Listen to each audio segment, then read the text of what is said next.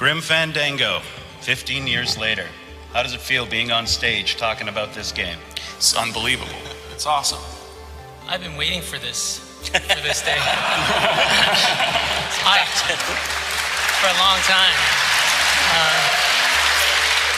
Can I just ask the crowd, how many people in this audience have actually played the original Grim Fandango? Hey. Very cool. Wait, are you going to ask the other question? You go ahead. How many people have never played Grim Fandango in your life? I'd love to see that too. Oh, great. See? We're counting on both of you to make this work, to tell you the truth. You know, we're knee-deep in production on Remastered, and I was wondering how it's going with the team at Double Fine. The game is running currently on the PS4, the PC, and the Vita, and it's looking great. We're doing a whole new renderer for the game, and so you'll see it in kind of a modern look, but you know, still retaining the original game as much as possible. This is Manny, and here in Maya. These are the original meshes and the textures. And one of the things that we're doing is we're hoping to up-res all the textures. This is the original head down here. So it was originally, you know, this big. And you can see how it doesn't look so great. And then I did this first texture and I recreated it at 2048. So we'll just be able to, you know, replace that with this. Some of them these are pretty straightforward. Some of them are tricky. So this is a shoe. And I think yeah, some of these textures are quite dark. So here's the original one. Of course, we've increased the size. I mean, we're increasing the size about 16-fold, I think, from the original textures. So you see something like this, and sometimes, you know, there's a certain style to things that was intentional, right? Like probably their choice to make this square was intentional because it was playing off the angularity of the models, like the foot's like a wedge. And obviously they're not doing a lot of subtle gradients because their palette was limited and the models were simple. But some of this is just repalletization garbage. And the trick is knowing what is what and then figuring out where to take it. And having worked on games in the same era as this, I remember a lot of these artifacts. And so I don't feel like that's intentional, right? So one of the things we do is we just clean that up and make that a solid fill. Just trying to basically clean it up and remove what I believe to be artifacting without changing the stylistic intent of the game. Something I would really like to get done would be to make sure that the lighting system on the characters, the new real-time lighting system, is better than the original one. So I think the characters often don't have much sense of directional lighting on them, even though the environments heavily do because they're based in film noir lighting, right? So I'd love to fix that because that looks bad. And those are the things that make the biggest visual difference by far. When I came on board, like the thing I talked to Lee about is like, okay, what do you need? And he said like, we need an interactive way of like creating new light sources or changing them or like deleting light sources. And so that's the kind of pipeline I worked on.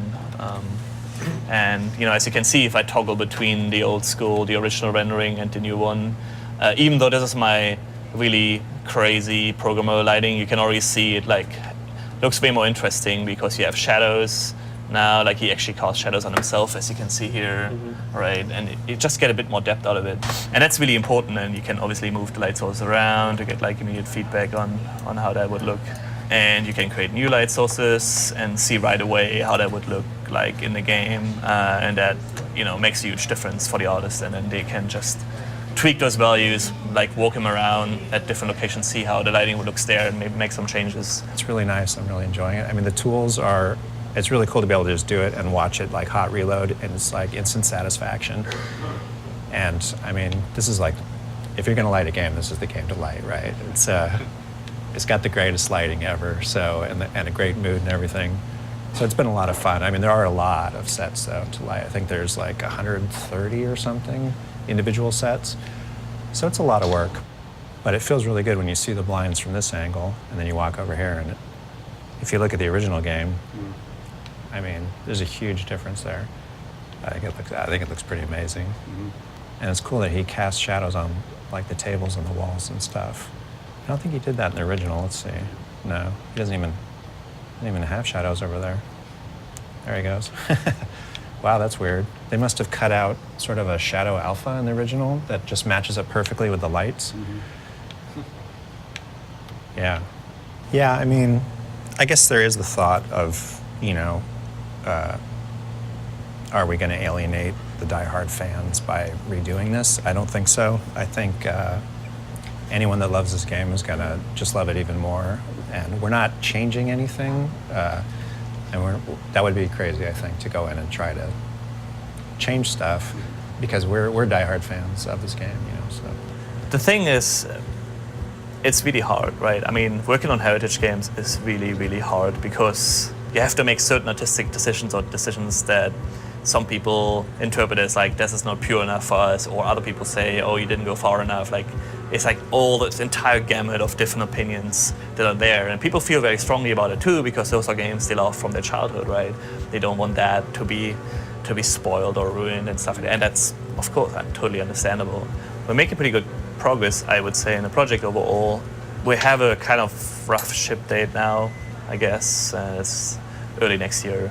I think it's good, and Victor is working on the commentary and stuff like that, and it's all pretty exciting to see all those things like coming together. The commentary stuff went really well. We had, it was like 5 different groups.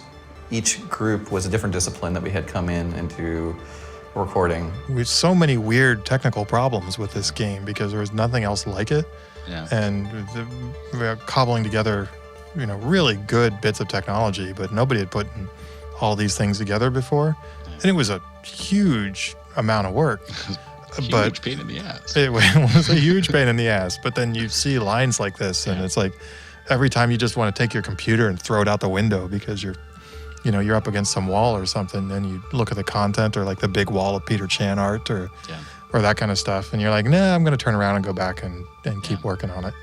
Luckily, the development team didn't go too far from San Francisco when they left LucasArts, so it was easy for us to be able to get everybody back together in the recording studio all at once. And people seemed to remember a lot of stuff about the game as well, so it made it was a really nice, candid conversation about how the development went, some of the challenges that they experienced along the way, little fun facts about the game, that sort of stuff. So it went really well, actually. Can I move this mic, or is it over here because you don't want this to happen? How about now? I still remember writing a big justification about tank controls when I was pitching this. I was thinking tank controls I thought were superior to point and click at the time, because when you're pointing and clicking, you're distant from the screen, and the screen is this other thing that you're interacting with at your fingertips. Right. But when you're doing tank controls, you feel like you are in the center of the character. Right. And the world is rotating. The world's rotating around you. And so when you think, instead of going, I want to go on the left of the screen or I want to go to the right of the screen, you're saying, I want to look at the thing to the left of me and then the thing to the right of me. Mm-hmm. And now, I don't know if that was necessarily the right decision, but it's a good piece of evidence that you can sometimes make a really good argument for the wrong decision, and that's something to watch out for in life. It's just funny how you see something like that you haven't seen in years, and you remember exactly the day you put it together. Just like seeing a certain scene that you worked on a lot, you're like, oh God, I remember that day. I put that all together, and it just feels so like it was just yesterday. But you haven't thought about it for 15 years. I mean, I have a whole new perspective on the game, having not played it for years, just on the dialogue and listening to things that I still write the same way and things that I don't write the same way anymore. This part of the game, I always feel like my writing has changed a lot since this. Like I was really trying to write good dialogue here, which to me at the time meant a lot of like puns and like wordplay. Like this suit is just this deck of cards is a lot like me. It's ragged around the edges, but I've got more suits. And I forget what it is, but it's like everything had to be this kind of like bon mot.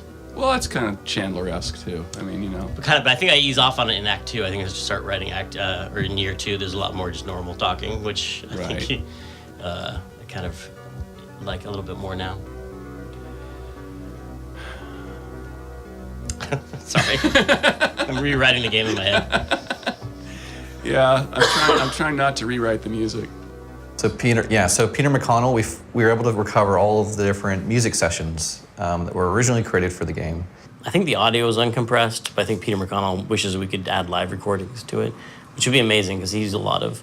Even though we did live musicians for a lot of it, there's some stuff that is patches, and he hates his old patches and he wants to redo it.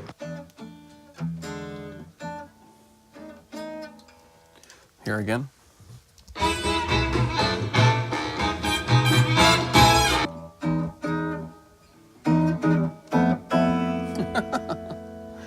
what a strange part I wrote.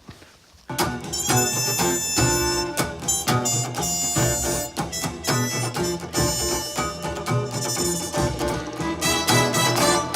that's probably what I should be doing in all those solos, huh?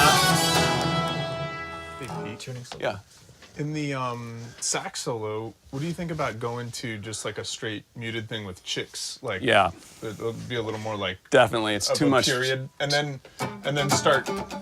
But Or I mean, just like not front funky, but ch- like that. just the backbeats. Oh, And holding off, and then when the trumpet solo starts, kind of open it up a little more, and then come back in big with the band. sounds good to me. Just kind of give it some shape. Yeah, there was no guitar part there before, and we're finding it.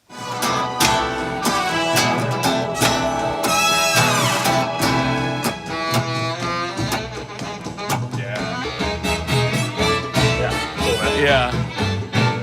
Nice. It's practically bebop, you know. It's When that's really, sitting in the right spot, it's great. And then for all the really key moments of the game, we're going to Melbourne, and we're going to be having the symphony in Melbourne record a live session of the orchestra playing these music pieces. It's going to be amazing. It's something that we worked with the same group for the first act of Broken Age, and they did an amazing job. So we were able to get the same group together to help us with Grim Fandango. Now that we know the Melbourne Symphony Orchestra, like it'd be amazing to actually go down there and.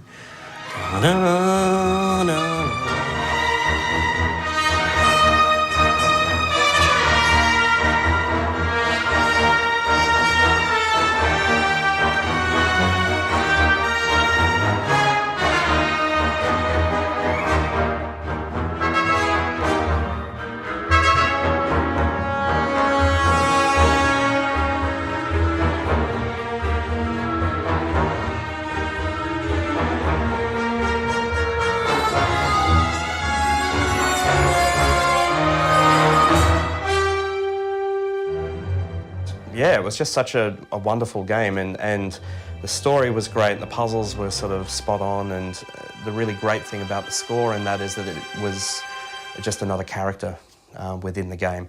And I think it's one of those great examples of, whether it's in film music or anything else, where I'm not convinced the game would have been as successful as it was if it wasn't for that amazing score that accompanied everything.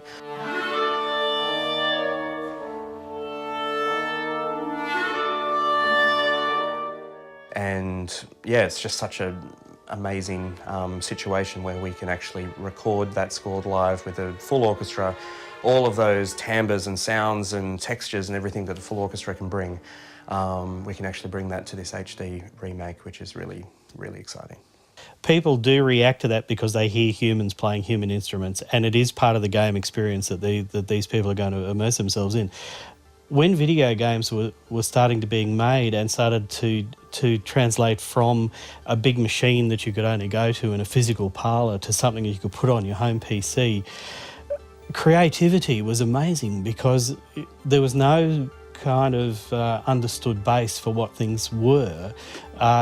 It was a fresh field, it was a blue sky, it was any of these things going on. People had to create, and I thought it was wonderful that I can live in a time where I've seen those begin, and now we're going back and we're recooking them. But look, the project is exciting because it's like a heritage game, isn't it? You know, it's like a historically informed musical performance practice in terms of this game that's now 20 years old. So look, it's fascinating, and I think to be already kind of, in a sense, going back and looking at the history of video games, it's hard to believe, you know, history. I mean, they didn't exist when I started reading comics, but, you know, it's fascinating, really. And if it draws in a whole new generation of people to this very unusual and quite captivating world that's created in Grim Fandango, then it's all good as far as I'm concerned.